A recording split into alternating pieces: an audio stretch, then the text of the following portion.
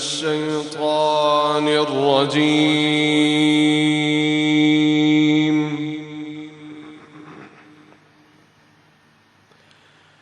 بسم الله الرحمن الرحيم.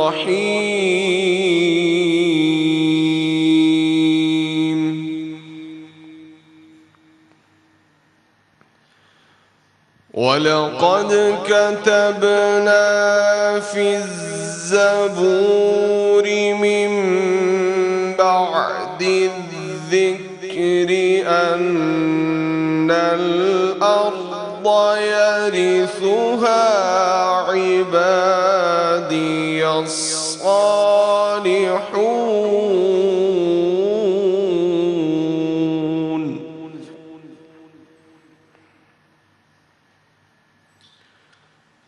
إن في هذا لبلاغا لقوم عابدين.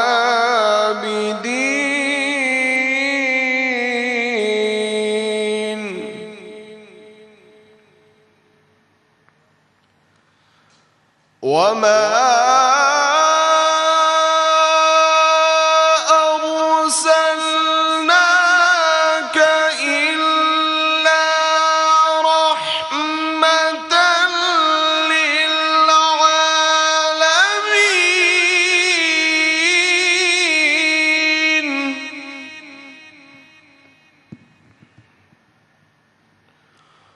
ولقد كتبنا في الزبور من بعد الذكر أن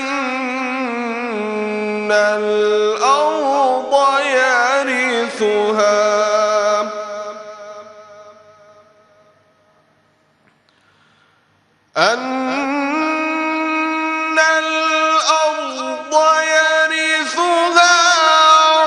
عبادي الصالحون.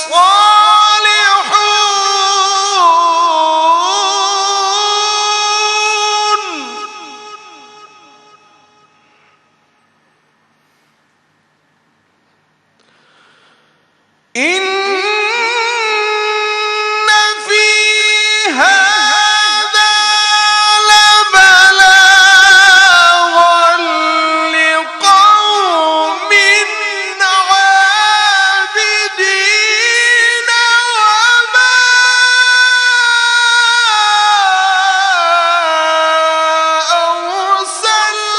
أرسلناك إلا رحمة للعالمين.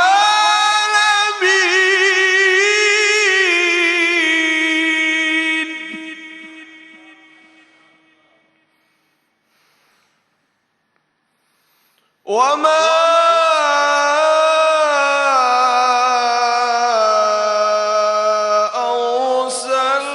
أرسلناك إلا رحمة للعالمين.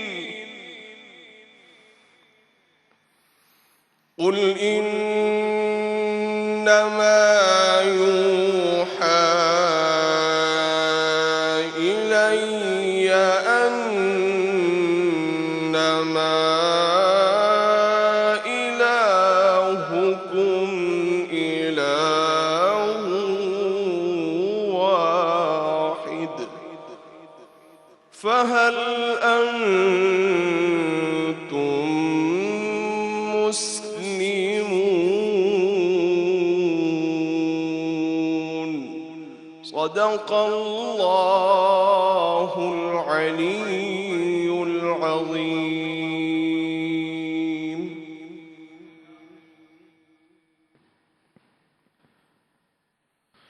سورہ مبارک الانبیاء کی آیات 105 سے 108 تک ہمارے سامنے تلاوت کی گئیں۔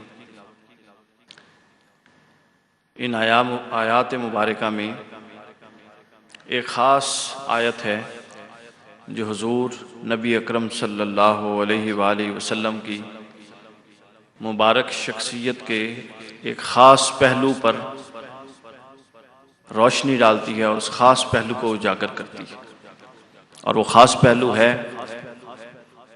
رحمت۔ وما ارسلناک الا رحمۃ للعالمین، کہ محبوب مکرم صلی اللہ علیہ وآلہ وسلم، بے شک ہم نے آپ کو نہیں بھیجا مگر تمام جہانوں کے لیے رحمت بنا کر۔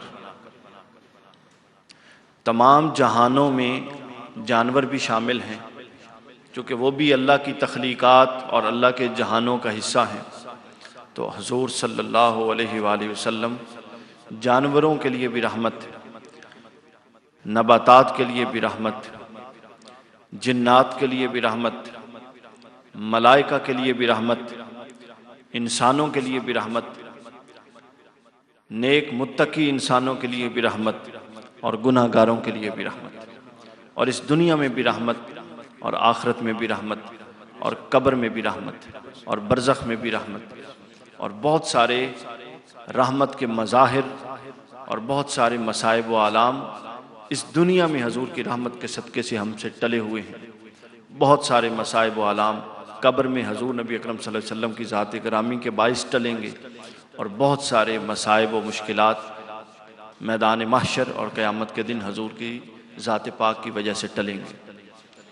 اس بات کی وضاحت میں یوں کروں گا کہ حضرت بشر الحافی رضی اللہ تعالی عنہ بہت بڑے متقدمین اولیاء میں ہیں۔ آپ فرماتے ہیں کہ میں ایک اور بزرگ ہیں، ان کا نام ہے اکبر الکردی۔ اکبر الکردی کے پاس گیا، دوست تھے حضرت بشر الحافی کے، اور کہتے ہیں کہ میں نے ان سے پوچھا اکبر الکردی یہ بتا کہ تو نے توبہ کیسے کی، تیری زندگی کے اندر یہ جو اتنی بڑی تبدیلی آئی یہ کیسے آئی؟ تو اکبر الکردی بتاتے ہیں کہ میں ڈاکو تھا، چوریاں کرتا تھا، اور اپنے علاقے میں ایک سرنگ بنی ہوئی تھی جو اندر سے کھلی اور باہر سے چھوٹا سا اس کا منہ تھا، اس میں چھپ کے بیٹھتا تھا، نقب لگاتا تھا، جب کوئی قافلہ یا کوئی اشخاص کچھ لوگ گزرتے تو ان کو لوٹ لیتا، یہ میرا کاروبار تھا۔ ایک دفعہ ایسا ہوا کہ میں اپنے اسی غار میں نقب لگا کے بیٹھا تھا۔ سامعین کرام جو سن رہے ہیں ٹیلی ویژن پر اور جو بیٹھے ہیں توجہ سے سنیے، وہ کہتے ہیں کہ میں اس غار کے اندر نقب لگا کے بیٹھا تھا اور انتظار میں تھا کہ کوئی قافلہ آئے اور میں اس کو لوٹوں، کہ کیا ہوا، اچانک میری نظر میرے سامنے 3 درخت تھے، ان درختوں پر پڑی، اور وہ درخت آج نہیں لگے تھے، وہ درخت ہمیشہ سے تھے، لیکن جب اللہ متوجہ کرنا چاہے تو کر دیتا۔ 3 درخت تھے، کہتے ہیں کہ میری اچانک اسی غار میں بیٹھے نظر پڑی کہ 2 درخت ایسے تھے جن پر کھجوریں لگی ہوئی تھی، اور تیسرا درخت خشک تھا، اس کے اوپر کوئی پھل نہیں تھا۔ تو کیا ہوا، میں نے دیکھا کہ ایک چڑیا پھلدار درخت سے اڑتی ہے اور اس درخت پر جاتی ہے جس پر پھل نہیں لگا ہوا۔ 1 دفعہ ہوا، 2 دفعہ ہوا، 3 دفعہ ہوا، وہ کہتے ہیں کہ میں نے گنا تو 10 دفعہ وہ چڑیا پھلدار درخت سے اس درخت پر گئی جہاں پر پھل نہیں لگا ہوا تھا۔ حیران ہو گیا، کہتے ہیں میں متجسس ہو گیا، اور جب اوپر آ کے دیکھا کہ معاملہ کیا ہے، تو معاملہ یہ تھا کہ جس درخت پر پھل نہیں تھا وہاں ایک سانپ بیٹھا تھا، اور وہ سانپ آنکھوں سے اندھا تھا، بینا نہیں تھا۔ تو چڑیا پھلدار درخت سے کھجور پر چونچ مارتی اور کھجور کے ایک ٹکڑا اپنی چونچ میں بھرتی، اور دوسرے درخت پہ جاتی اور اندھے سانپ کے منہ میں ڈال کے واپس آ جاتی۔ یوں وہ 10 دفعہ جا کے سانپ کو کھلا رہی تھی۔ حضرت اکبر الکردی کہتے ہیں کہ جب میں نے یہ حال دیکھا تو میں رو پڑا، اور میں نے اللہ کی بارگاہ میں عرض کی کہ باری تعالیٰ، سانپ کی بینائی سلب ہونے کے باوجود اگر تو اس کو رزق دے سکتا ہے اور اس کا اہتمام کر سکتا ہے، تو میں تو تیری توحید کا قائل ہوں، تجھے رب مانتا ہوں، تجھے رزاق مانتا ہوں، رزق دینے والا مانتا ہوں، اس کے باوجود میں یہ کچھ کر رہا ہوں۔ کہتے ہیں کہ میں نے اپنے جو اوپر وہ کپڑے پہنے ہوئے تھے وہ جذب میں اور مستی کی کیفیت میں پھاڑ دیے، روتا رہا اور بار بار آواز اٹھاتا تھا، باری تعالیٰ معافی۔ وہ کہتے ہیں کہ میں جتنی دفعہ آواز اٹھاتا تھا معافی، اتنی دفعہ عرش سے صدا آتی تھی قبول کی۔ میں کہتا تھا معافی، عرش سے صدا آتی تھی قبول کی۔ اور پھر صدا آئی کہ اے اکبر تیرے لیے بھی رحمت کا وہ درخت کھلا ہے جس کو دیکھ کر تیری زندگی بدلی. کہتے ہیں کہ میں نے توبہ کر لی. ہم میرے ساتھ جتنے ساتھی تھے انہوں نے میری حالت دیکھ کے توبہ کر لی. قصہ مختصر، ہمارے وہ کپڑے بھی جادو کے چوری کے تھے، ہم نے وہ کپڑے بھی اتار دیے اور واجبی سا لباس پہن کے چلنے لگے. چلتے گئے چلتے گئے چلتے گئے. بھوک بھی تھی، پیاس بھی تھی، پریشانی بھی تھی کہ اب کہاں سے ہوگا، کھائیں گے کیسے، پہنیں گے کیا، پیئیں گے کیا. کہتے ہیں کہ تھوڑی دیر سفر کے بعد ہم ایک گاؤں پہ پہنچے. اس گاؤں کے فصیل پر باہر ایک نابینا عورت کھڑی تھی. 3 دن ہو گئے اس بھوک پیاس کے سفر میں. وہ نابینا عورت ملی اور نابینا عورت کہتی ہے کہ اے شخص تو اکبر الکردی ہے؟ میں نے کہا جی میں وہی ہوں. اس عورت نے بتایا، اب سنیں کہ حضور صلی اللہ علیہ وسلم کا گنہگاروں پر رحم کیا ہوتا ہے، کرم. وہ کہتی ہے کہ اکبر الکردی تو نے پہنچنے میں بڑی دیر کر دی. آج 3 راتیں ہو گئی ہیں حضور صلی اللہ علیہ وسلم میرے خواب میں آتے ہیں اور کہتے ہیں کہ اکبر توبہ کر کے آ رہا ہے، اس کو کپڑے اور خوراک لے کر جا اور فلاں جگہ پہنچتا. تو اس عورت نے کپڑے اور پانی ان کو دیا اور یہ انہوں نے بتایا کہ یوں حضور صلی اللہ علیہ وسلم کی شفقت کے ذریعے اور اللہ کی دی ہوئی توفیق کے ذریعے میں نے اپنی زندگی بدلی. اللہ تعالی ہمیں بھی اپنی زندگیوں کو بدلنے کی توفیق عطا فرمائے. وقت تھا معصوم کلیاں مسکراتی تھی، ہوائیں خیر مقدم کے ترانے گنگناتی تھی. ابھی جبریل اترے بھی نہ تھے کعبے کے منبر سے کہ اتنے میں صدا آئی عبداللہ کے گھر سے. مبارک ہو محمد مصطفیٰ تشریف لے آئے.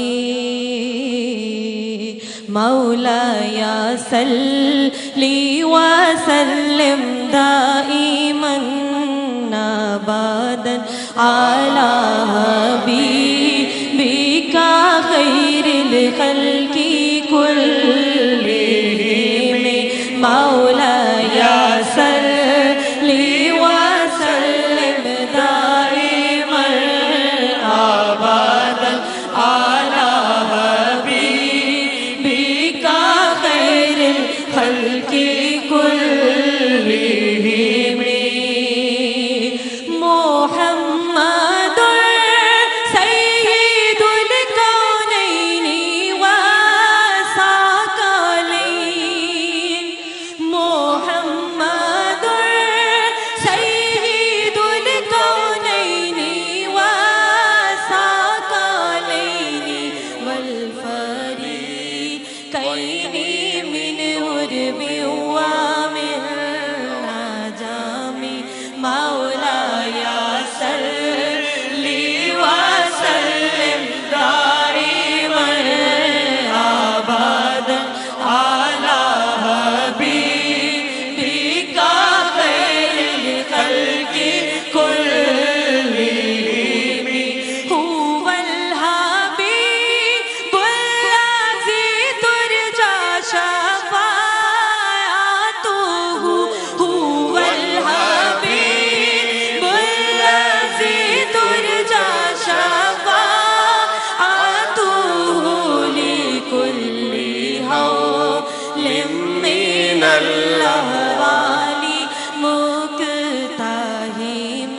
مولایا صلی وسلم دائما ابدا علی حبیبک خیر الخلق کلہم. ہو محمد فخر عالم بادشاہ انس و جاں سرور کونین سلطان عرب شاہ عجم. ایک دن جبریل سے کہنے لگے شاہ امم تم نے دیکھا ہے جہاں بتلاؤ تو کیسے ہیں ہم.